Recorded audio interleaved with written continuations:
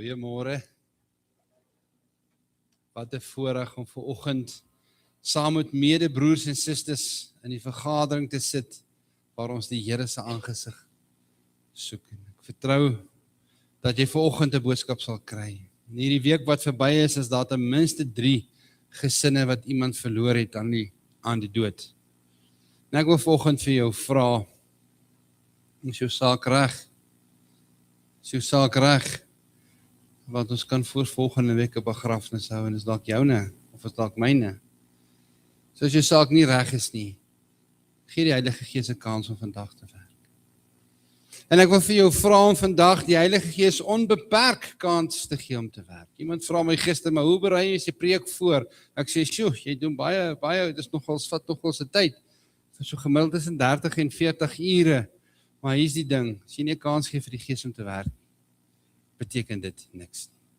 Dan is dit hol woorde, en jy kan die Bybel van buiteblad tot buiteblad ken, as jy nie die Gees het nie, beteken dit absoluut niks.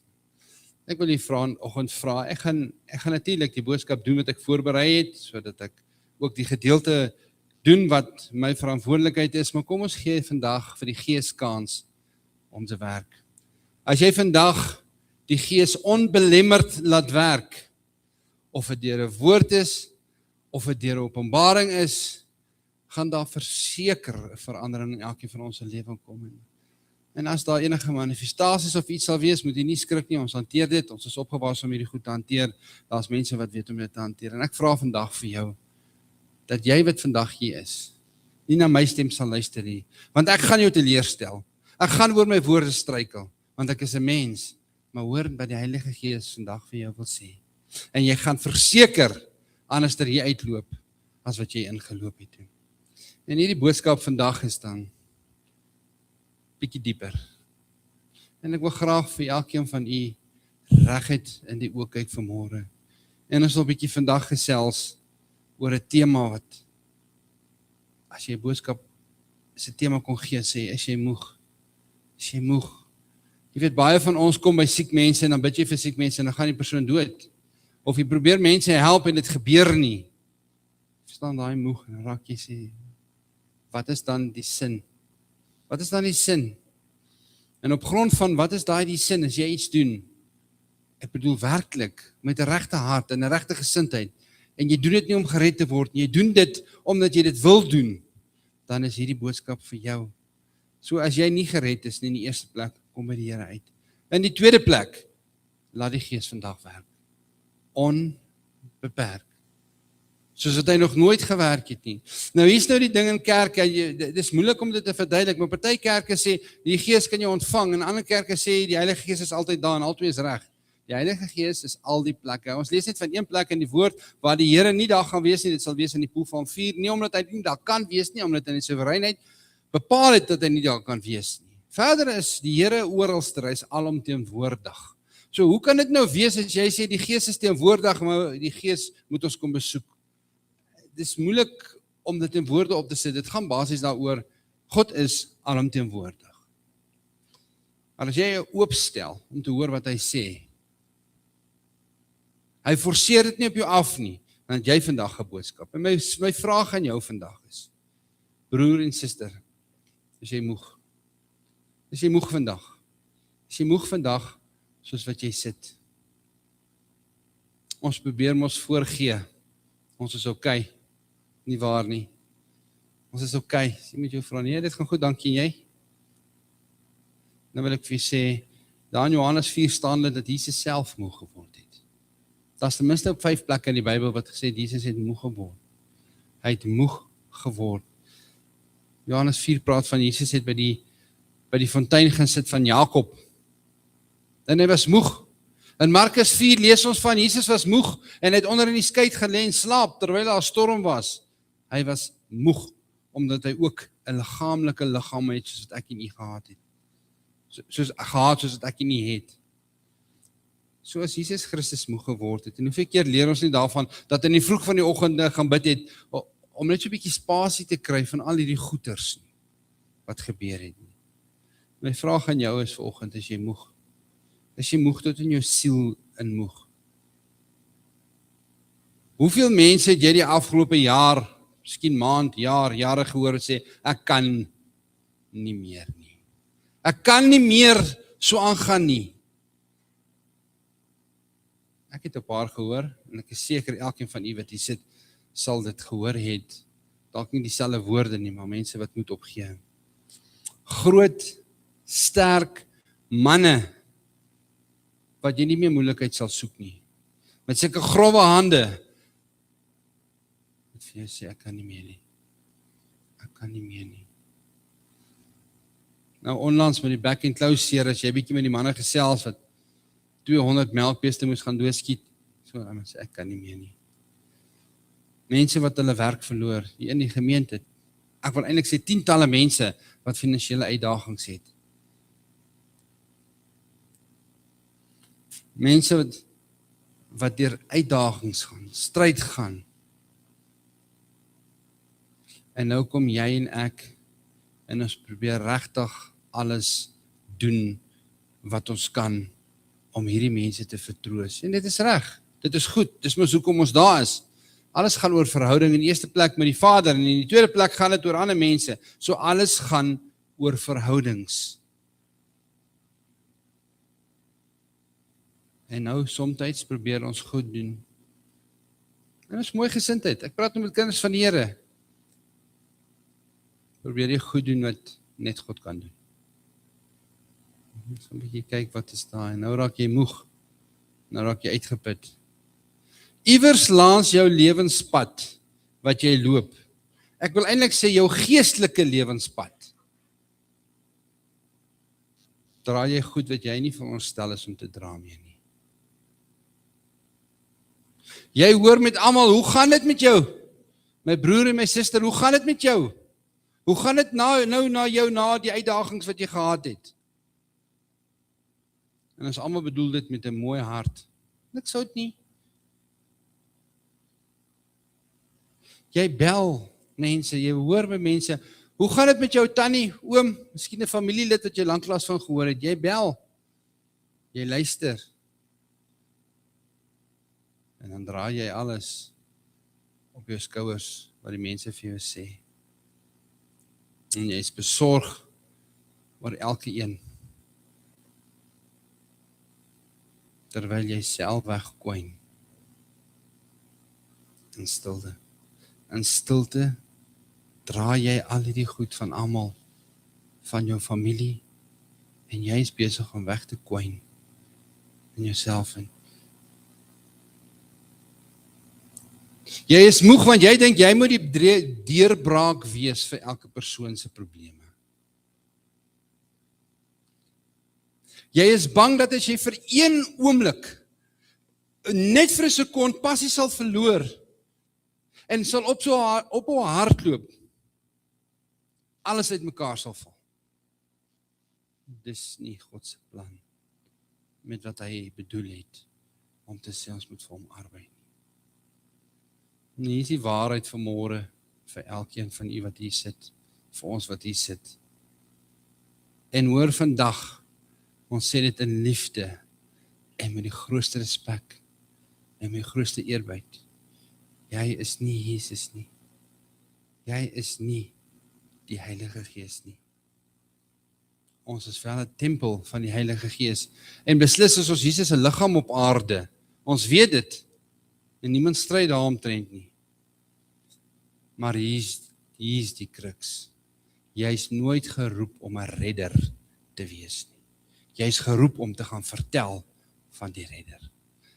Nergens in die Bybel lees ek dat een persoon die redder, geestelike redder moet wees nie. Daar is net een redder. En nou wil Jesus vanoggend vir jou kom sê, broer en suster, hy wil vanoggend vir jou kom sê, kom na my toe. Almal wat moeg en omlas is. En dan het hy nog 'n belofte daarby sê, ek sal julle rus gee. Dan sê Jesus verder, neem my juk op en leer van my, want ek is sagmoedig en nederig van hart. En julle sal rus vind vir julle siele, want my juk is sag en my las is lig. Dis 'n gedeelte natuurlik in Matteus 11, as jy dit wil gaan lees. Dis wat Jesus vir jou vanoggend vir jou wil kom sê. Hierdie vers, en nêrens in die Bybel lees ek, wat Jesus sê, of die woord sê, dra net nog so bietjie harder nie. Net nog so bietjie nie. Jy's amper daar. Hou net so bietjie vas. Hy sê vanoggend, kom na my toe. Almal wat vermoeid en belas is.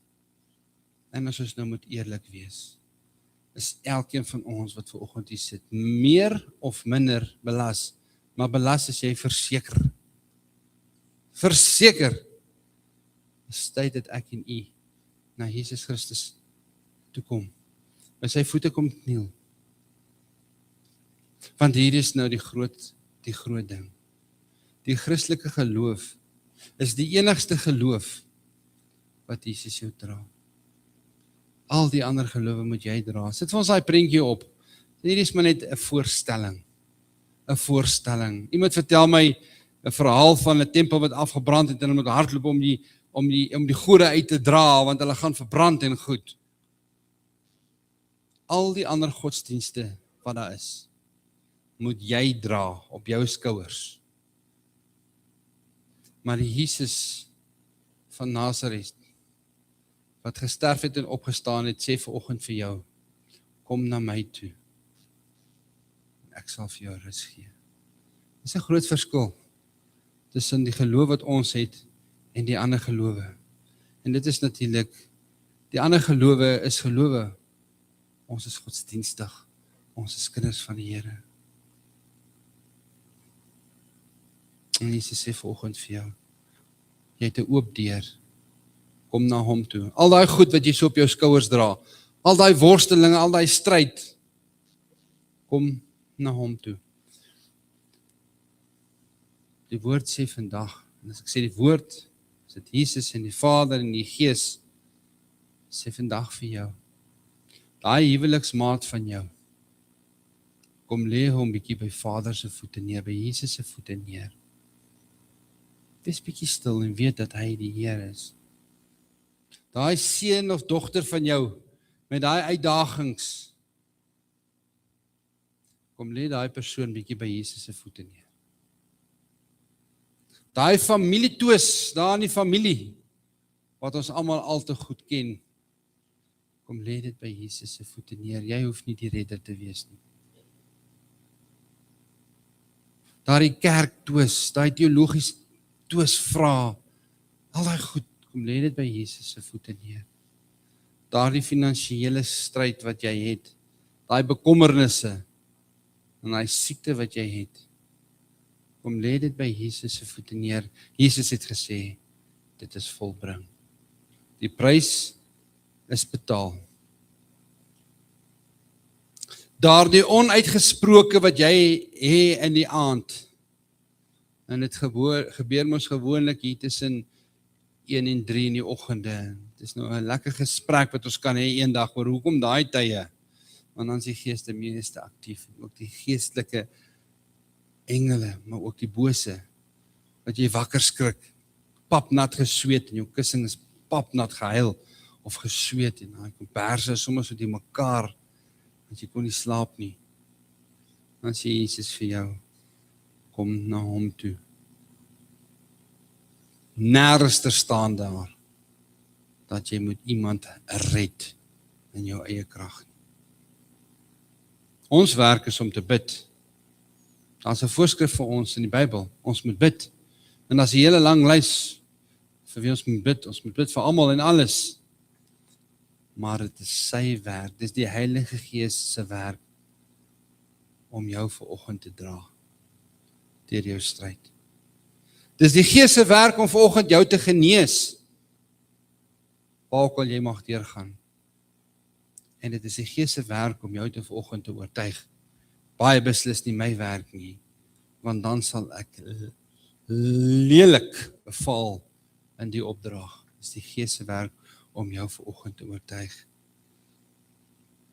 Dis ook sy werk om mense deur die stryd te trek en nie jou werk.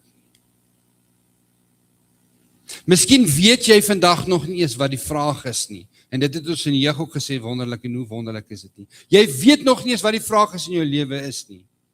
Want jy is dalk nog jonk, jy het dalk nog nie uitdagings nie. So jy weet nog nie wat die vraag is nie, maar ek gaan vir jou sê die antwoord is Jesus. Die antwoord is Jesus. En Jesus sê in sy woord, hy beloof, hy sal jou nooit verlaat. En niemand sal jou uit sy hand uitruk nie. Ek wil vir julle vra om te staan. Ons gaan 'n gedeelte lees. Kom ons staan en ons vra die Here en as jy saam wil bid, ons hoef nie altyd een te bid nie. As jy saam wil bid as jy onbeperk laat die Gees jou lei. Kom ons sluit die oë. Ons wonderlike hemelse Vader, ons kom vanoggend na U toe, Here, in nederigheid en Here in totale afhanklikheid. Here, ons bely vandag, Here, dat U woord die waarheid is. En dat U die waarheid is. En dat U die weg, die lig en die waarheid is. En dat daar niks is buite U wat die waarheid is nie, Here. Here, ek wil U vra om ons te bewaar teen enige dwaling, enige menslike leerstelling. En ons wil vra, Here, dat as daar enige leer is wat nie van U afkom nie, Here, U dit sal verduidelik. En dat ons fokus op Jesus Christus sal wees. Dat ons fokus sal wegskuif wat nie op Jesus is nie, maar op U self sal fokus, Here. Vader, kom maak ons harte vandag oop deur die Heilige Gees. Kom maak ons geestelike oë en ore oop. En laat die Gees met elkeen van ons werk, Here. Maak ons verstand helder. Here, dat ons verstand oop kan wees vir dit wat die Heilige Gees vanoggend vir ons wil leer. Vader, maak ons geloof vas aan Jesus Christus, soos 'n skip op 'n anker en 'n anker het op die see. Ek vra, Here, help ons vandag dat ons daai anker kan uitgooi, want dat ons kan in U geanker wees en in U woord geanker wees, Here. En ek wil vanoggend vir U vra, kom lei ons deur die Heilige Gees. Dat die Heilige Gees vanoggend elkeen kom versterk, kom bemoedig, kom vertroos en waar nodig is kan vermaan. Vader, ek vra, Here, dat U in ons sal dink en ons weer sal kom besoek. En dat ons bietjie die eie ek een kant toe sal skuif. En dat die Heilige Gees sal doen soos hy wil. In die wonderlike naam van Jesus. Amen. Ons gaan vandag net so 'n paar verse saam lees en is welkom om te volg in Galasiërs 3. Galasiërs 3 vanaf die 10de versie tot met die 13de versie. Galasiërs 3 vanaf die 10de versie. En ons gaan vandag 'n bietjie gesels oor die vloek van die wet en Christus wat die vloek dra. En ek gaan probeer om hierdie boodskap bietjie kort te sny, maar graag jy moet hoor wat die Gees vandag vir jou wil sê. Galasiërs 3 vanaf vers 10. En daar staan geskryf: Want almal wat uit die werke van die wet is onder die vloek, want daar is geskrywe, vervloek is elkeen wat nie bly in alles wat geskrywe is in die boek van die wet om dit te doen nie. En dat niemand deur die wet by God geregverdig word nie, is duidelik, want die regverdige sal uit die geloof lewe. Maar die wet is nie uit die geloof nie, maar die mens wat hierdie dinge doen sal daardeur lewe. En dan Galasiërs 3 vers 13. Seker een van die diepste verse wat ons kan lees. Christus het ons losgekoop van die vloek van die wet, deur vir ons 'n vloek te word. Want daar is geskrywe, vervloek is elkeen wat aan 'n hout hang. Ons gaan net so ver lees. Ons gaan net hierdie 3 verse lees. So wat sê hierdie 3 verse vir ons? Dit sê, daar's 'n vloek. Daar's 'n vloek van 'n wet. En weet jy wat? Christus het die vloek gedra. Dis wat die versie sê. Paulus waarsku ons juist teen hierdie ander evangelies. En nou haal ek ook 'n vriend aan, daar staan in die Bybel, al sou 'n engel na jou toe kom en 'n ander evangelie verkondig, dit sal 'n dwaalering wees. Hierdie verse plaas ons fokus 100% op Jesus Christus. Sleutelverse binne hierdie Galasiërs 3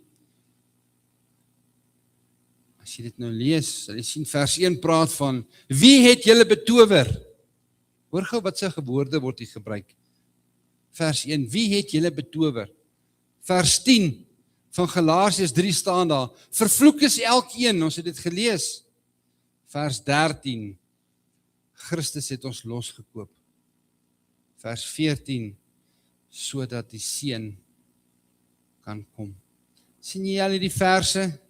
Kan jy sien wat Christus vir ons gedoen het? En dan sê Galasiërs 3 vers 13 vir ons, Christus het ons losgekoop van hierdie vloeke. So waarom het ons nou hierdie vers gebruik vanoggend? En wat probeer ons nou vir mekaar sê met hierdie verse? Hierdie verse verklaar dat wat 'n vloek regtig is. Wat beteken hierdie woord in hierdie tekskonteks? Wat beteken hierdie vloek?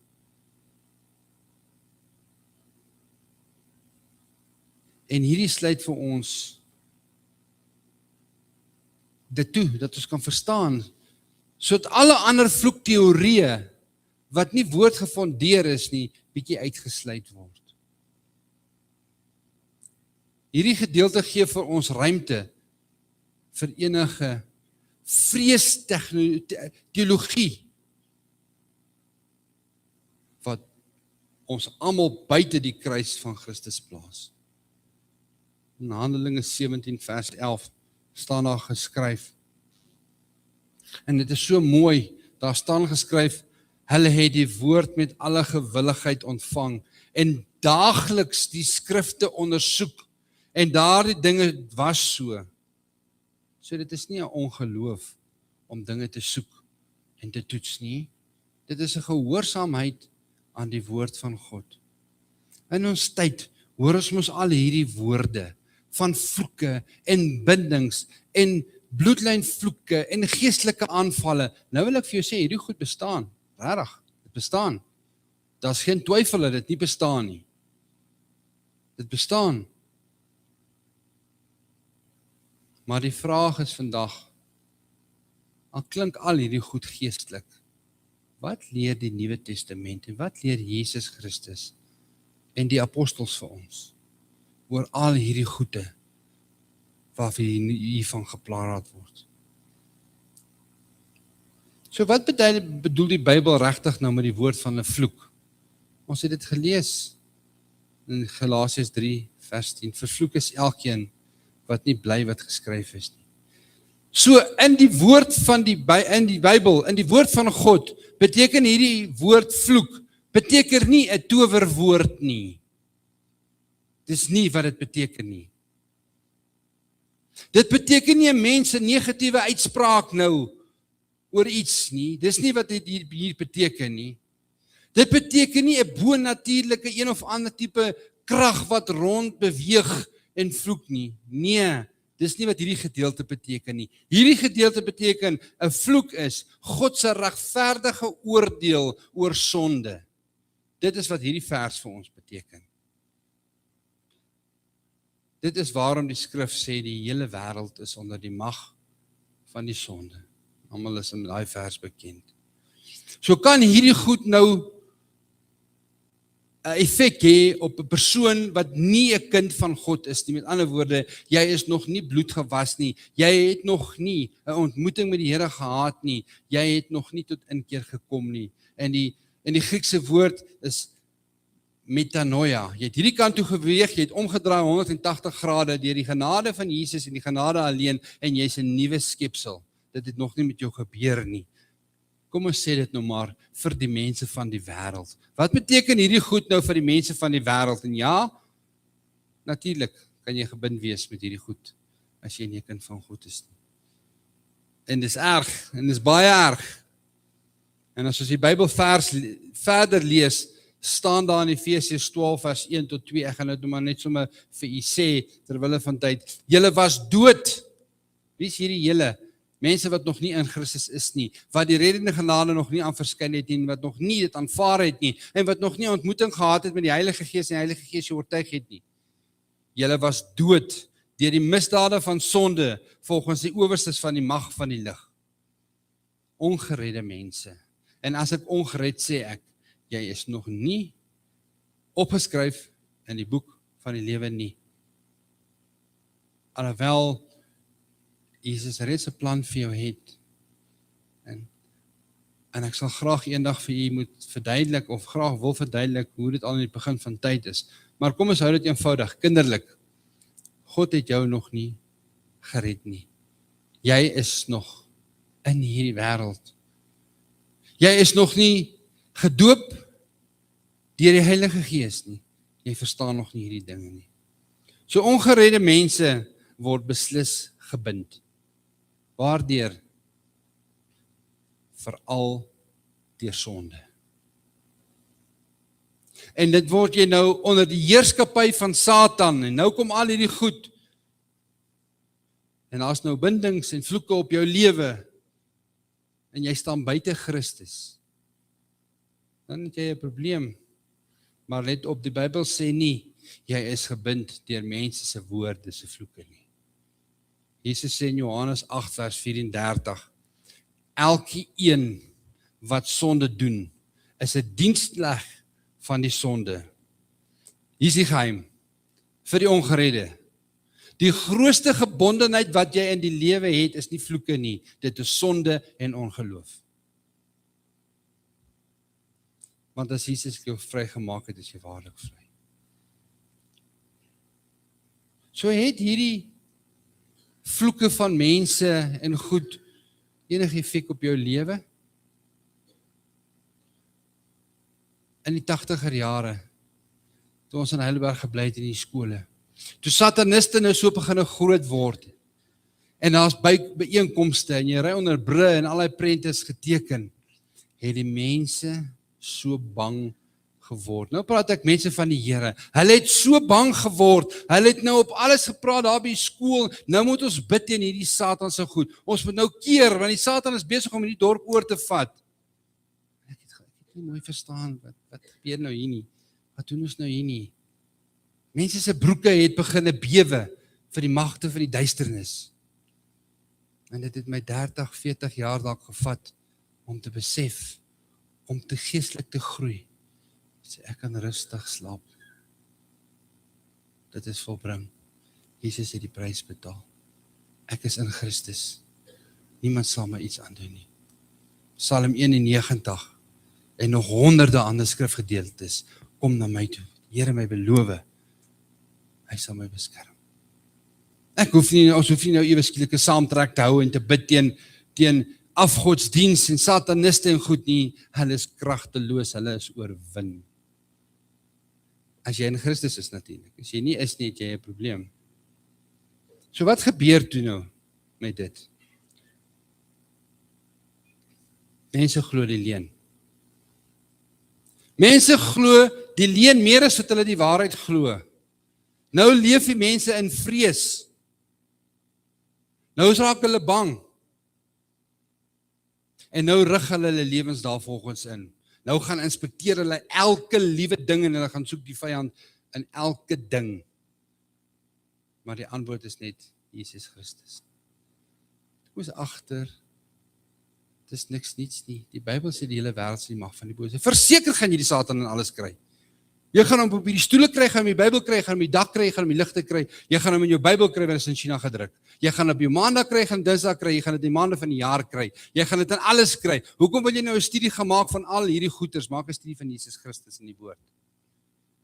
Fokus op die antwoord. Want die Bybel self sê vir hom die hele wêreld is in die mag van die bose. En daai goed bestaan, of ons dit glo of nie. Daar is 'n antwoord vir jou vandag en sy naam is Jesus Christus en hy sê, kom na my toe, almal wat moeg en belas is. En hierdie is die duiwel se grootste wapen.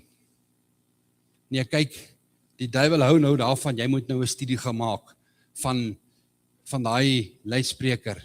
Waar kom hy vandaan en wat is sy geskiedenis? Jy gaan alles kan vertel. Hierdie kant lê die woord, is toe. Niks snaaks nie. Die hele wêreld is in die mag van die bose.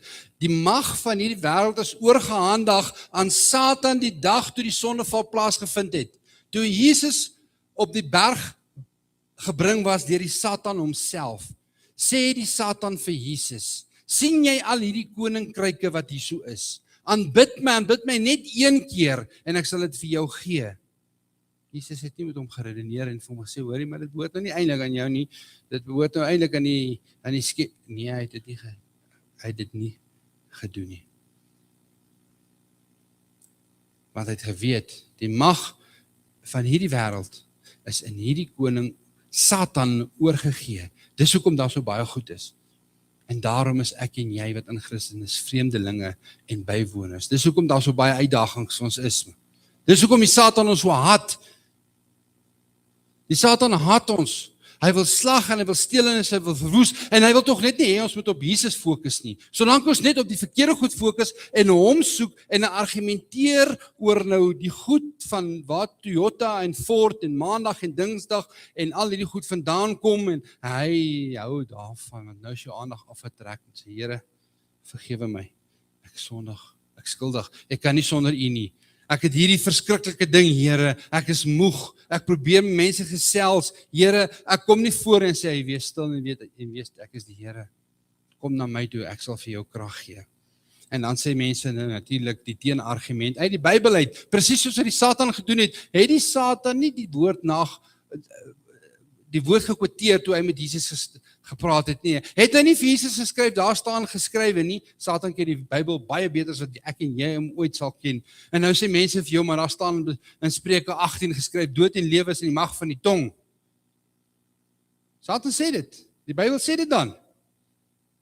En elkeen wat dit eet, sal die vrugte daarvan dra. Nou raak mense nou val die tor af. Nou weet mense nou nie meer nie. Hierdie kant sê so en daai kant sê so. Satan het niks mag nie, hy is oorwin, maar hier praat van, daar's krag in jou woorde en in lewe. Wat beteken dit nou? Hierdie vers wat sê, daar is lewe en mag in jou tong. En dit word uit die hel uit aangesteek. Beteken nie dat die mens nou een of ander bonatuurlike, skepende krag het nie. En dat jy nou meer krag as God het nie. Dit is nie wat dit beteken nie. Want as dit so was, sou die mens goddelike krag sou gehad het. En dan sou God nie meer God gewees het nie. So dan besef ons nie eintlik met wie ons te doen nie. Wat hierdie vers wel beteken is natuurlik. Hierdie vers is geskryf in Spreuke, en Spreuke is wysheidliteratuur. Dis 'n wysheidboek van die Bybel. So hierdie is geskryf nie verbonds of magstaal nie. Dit is geskrywe deur die invloed en die gevolge en die rigting van die lewe wat ons het, en nie die lewe wat ons weet, wat ons van leef. Ek gaan nou vir jou 'n voorbeeld gee. Nie een of ander bonatuurlike mag en krag nie. Jesus Christus sê dit. Daai bonatuurlike mag en krag van Satan slauer, want hy kan niks skep nie. Hy vang ons net met dieselfde goed oor en oor en oor. Nou hierdie woorde wat hier gespreek is in Psalm 18, in Spreuke 18 vers 21. Sê ons, nou beteken dit nie, ons het nou een of ander bonatuurlike skepingskrag nie. Nee, dis nie wat dit beteken nie. Dit beteken net eenvoudig, dat daar is morele goed wat jy 'n mens kan afbreek, en daar is psigiese goed waarmee jy mense kan afbreek. As jy vir 'n kind sê van kleins af, jy is niks werd nie, jy beteken niks nie. Wat gebeur met daai kind? Hy glo dit. Hy glo dit. En hoe groter hy word, hoe meer glo hy dit, want jy het dit vir hom getel vandat hy die dag wat hy gebore is. Dis wat daai vers beteken. Nou begin daai kind leef volgens dit wat jy vir hom vertel het. Nou beïnvloed naderhand sy keuses in die lewe. Nou speel hy dalk iets wat heeltemal verkeerd is. En as hy groter word, die keuses wat hy doen as hy groot mens is, sy besluite met wie hy gaan trou, by wie hy gaan bly, waar hy gaan woon, alles is die effek van hoe jy kleins gemaak word. Nie 'n bo-natuurlike geestelike effek nie. Effek in jou siege, hoe jy groot gemaak is. Jy is groot gemaak dat blou baie lelik is en nou glo jy dit, want pa het jou geleer, blou is lelik. Blou is lelike kleur, man, dit is van die duiwel, nou glo jy dit. En dis presies hoe die duiwel werk. Hierdie woorde van, daar's krag in woorde van lewe en dood, beteken eenvoudig dat jy mense kan affekteer deur dit wat jy vir hulle sê.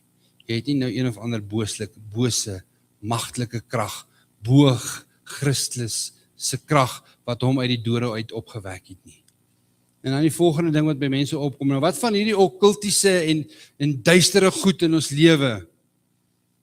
En ek wil vir jou sê, wanneer jy doelbewus deelneem aan hierdie goed, okkultiese praktyke beoefen, en afgod begin bedien en aanbid, almal weet wat ons van praat, dan begin jy jouself aan Satan onderwerp.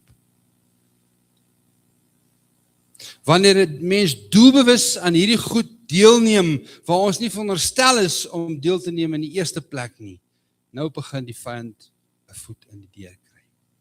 Nou begin hy jou aankla. En nou begin hy daar sit en hy begin nou hierdie kettinge en hierdie goed om jou bind, totdat jy by Jesus Christus uitgekom het. In Handelinge 19 vers 8 en 9 is dan die oplossing vir hierdie. Wat is die Bybelse oplossing met al hierdie goed, wat die mense so oorstry en beklei? Handelinge 19 sê vir ons, so mooi en duidelik, bekeer julle. Laat staan jou sonde en glo die evangelie van Christus. Die oplossing was nie net by vloekebreking nie, maar by ware bekering en deur die proses van heiligmaking. En dit is die hart van die evangelie. Jesus Christus het klaar die oordeel gedra. Jesus Christus het klaar die straf betaal. Jesus volkome het al die goed volkome oorwin. En al wat ons moet doen is, ons moet dit aanvaar. Ons moet ons net onsself oopstel aan dit. Soos die man in die kruis, sê, dink aan my Here. Kolossense 1 vers 13 sê dit so mooi. Daar staan geskryf. En as jy nou wonder oor magte en vloeke en bindings en al die goeters, maak 'n studie van die Bybel, van die vyand nie, maak 'n studie van die Bybel. Begin sommer by hierdie vers, Kolossense 1 vers 13, wat sê, hy het ons verlos uit die mag van die duisternis en oorgebring in die koninkryk van die seun van liefde. Hierdie is nie 'n proses nie, dit is 'n voltooide verlossing deur Jesus Christus. Natuurlik gaan die Satan nog kom met allerhande triks en versoeke en beproewings en al hierdie goed wat ons ken. Maar ons weet dat Jesus alreeds vir ons die prys betaal het. Romeine 8 vers 1. En hierdie is die kinders van die Here. Dis nie vir almal geskryf nie. Hierdie is vir mense wat gered is en reguit op pad is na Jesus Christus toe in die eindbestemming, staan daar is nou geen veroordeling vir die wat in Christus is nie. Nou geen veroordeling beteken vir my geen vloeke, geen skuld, geen geestelike bande nie. Anders sou hierdie mos anders ter bewoord geword het. 2 Korintiërs 5 vers 17. Nog 'n baie diep vers in hierdie goed. 'n Antwoord tot talle gesprekke oor mense wat praat oor dakke van die kerke, oor daai en goed. Kom ek sê vir jou, hier's tientalle, 100 miljoen goed net in hierdie kerk van die Satan af. Hier is die antwoord. 2 Korintiërs 5 vers 17. Daarom as iemand in Christus is hy 'n nuwe skepsel. Die ou dinge het verbygegaan. Dit het, en nou wil party mense in hakies bysit, net sommige goed nuut gemaak. Dis nie wat die verse sê nie. Hierdie verse sê, alles het nuut geword. Gelowiges leef nie meer onder die vrees wat die Satan wil hê ons moet leef nie. maar ons leef onder die genade. Nou is my vraag aan jou vanoggend, hierso broer en suster, jy wat hierso sit. Ek het 'n vraag vir jou en jy hoef my nie te antwoord nie. Waarop bou jy jou geloof? Ek vra nie waar bou jy jou godsdiens nie. Waarop bou jy jou geloof? In een of ander kerk, menslike gebou? Bou jy jou geloof om vloeke te soek en naweke te spandeer om allerhande vloeke, of spandeer jy dit in Jesus Christus? Spandeer jy jou geloof in vrees, in haat, in tweedrag, of word jy meer soos Jesus? Want Christus het gesê, seën hulle wat jou vervloek. Draai dit bietjie om. Die Bybel roep ons om Jesus Christus te verkondig. Hy sê nie gaan heen en doen allerhande ander goed nie. Hy sê gaan heen en maak disippels van alle nasies. Leer hulle en doop hulle in die naam van die Vader en die Seun en die Heilige Gees. En hy gaan vir julle die Gees stuur om vir julle te help. Julle is nie alleen nie. Die Bybel roep ons om in waarheid te staan. So die wêreldse probleem vandag is baie beslis nie vloeke en bindings en die goedes nie. Kom ek sê wat die wêreldse probleem is. Die wêreldse probleem is sonde. Sonde. Griekse woord is amartia. Jy mis God se doel vir jou lewe. Dis die wêreldse probleem vandag. Die kerk se antwoorde vandag is nie tegniek nie. Ons kan ons tegnieke verander en ons kan iemand R100,000 kom betaal om hier voor te sit en ons kan R500 'n kaartjie vra en dan maak ons nog R300,000 profijt ook. Dis nie die antwoord nie. Die wêreldse probleem is nie vloeke nie en die kerk se antwoord is nie tegnieke nie. Die antwoord is, wat wil Tannie sê die antwoord is? As sy, maak nie saak wat jou vraag is nie, die antwoord is Christus. Maak nie saak wat jou opinie is nie, maak nie saak wat jou leringe is nie, maak nie saak wat nie, jou antwoord is Christus, want daar is vir ons net een naam gegee, in hierdie hele wêreld wat ons ken, en verder is hierdie wêreld, in die hemele, en onder die aarde, waar hy deur ons gered, moet word. Baie mense haal die woordjie moet uit, sê kan, staan moet word. Ek wil vandag vir u sê, Galasiërs 5 vers 1 sê vir ons, staan vas in die vryheid waarmee Christus ons vrygemaak het. Punt. Dis nie Jesus nie. Is Jesus. Is Jesus. Daar's nie nog iets by nie. Kom ons sluit die oë. Dankie Vader dat ons vandag hier kon vergader. Dankie vir Jesus Christus se bloed wat vir ons gevloei het. Dankie vir die kruisdood. En dankie dat ons 'n nuwe mens kan wees in Jesus Christus. En dankie dat U vir ons alreeds die prys betaal het. Dankie Here dat ons nie hoef te stry en te beklei nie, Here. Dat die Gees ons genees, ons bemoedig en ons versterk. In die wonderlike naam van Jesus. Amen. Voor ons begin sing, as jy enigiemand is wat nood het vandag, en jy sê, as jy in die eerste plek nog nie gered is nie, moenie uitstel nie. As jy enige iemand is, wat wil hê, ons moet vir jou bid. Jy gaan so 'n bietjie deur worstelinge, moenie uitstel nie. Moenie uitstel nie. Dis 'n paar mense wat die Gees op my hart sê, maar ek wil nou nie jou naam noem nie. Wil jy nie uitkom dat ons vir jou bid nie. Dis 'n paar mense in die kerk wat werklik kan intree. Miskien kan Tannie vir ons bietjie in die agtergrond speel daar, iets net se liggies speel, en ek wil net vir jou vra. Hier's ten minste 5 of 10 mense wat ek weet vanoggend, wat gebed nodig het. Kom vorentoe, ons gaan vir jou bid. Die oudelinge en ander mense gaan vir jou bid.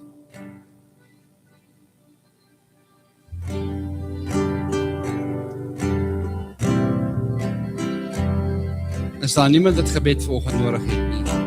Jesus gaan nou hier verby, daar sy. Dis een. Kom my sussie, kom.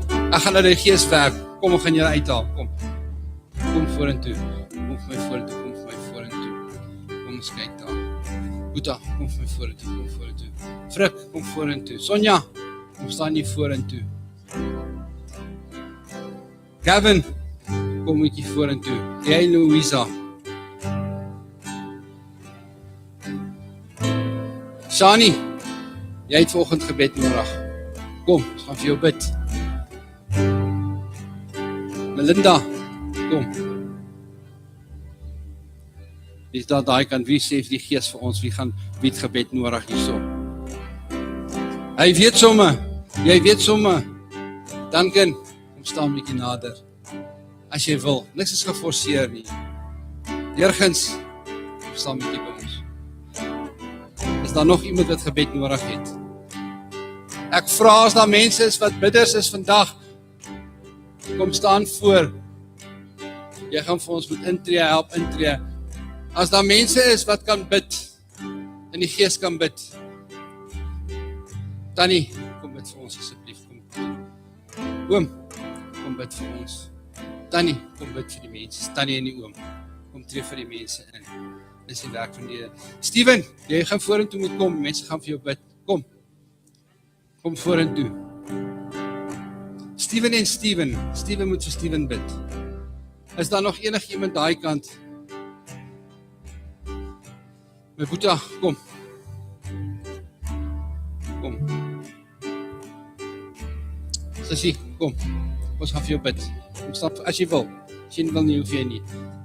Lyk nie of jy gebed nodig. Kom, jy het gebed nodig. Jy weet, jy luister dan nie vir die Heilige Gees nie. Kom. Kom. As daar nog mense is wat kan saam bid vir die mense, asseblief kom. Kom ons bid vir die mense wat hier uitdag. Francine, kom bietjie nader hier na ons toe. Kom ons tree vir mekaar in. Nee, dis nie een persoon se werk om te bid nie. Kom ons bid vir mekaar soos die Gees op jou hart lê.